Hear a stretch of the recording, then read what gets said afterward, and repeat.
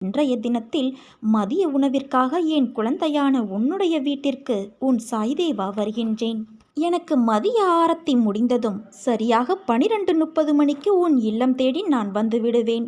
எனக்காக பாயசம் செய்து வை என் குழந்தையே. இனிப்பான பாயசம் சாப்பிட்டு உனக்கு ஒரு இனிப்பான செய்தியையும் நான் தருகின்றேன்.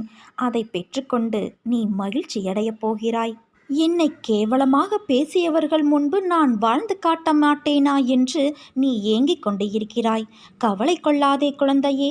சத்தியத்திற்கும் எனக்கும் கட்டுப்பட்டு நேர்மையோடு இருக்கும் நீ நிச்சயம் தடைகளை தகர்த்து வெற்றியடைவாய். உலகில் சிலர் எப்பொழுதும் மற்றவர்களை காயப்படுத்தி கொண்டுதான் இருப்பார்கள். அதைத்தான் அவர்கள் உனக்கும் இழக்கிறார்கள். அந்த சொற்களுக்காக நீ வருந்தாதே. மன தைரியத்தோடு நீ உன் கடமைகளை செய்.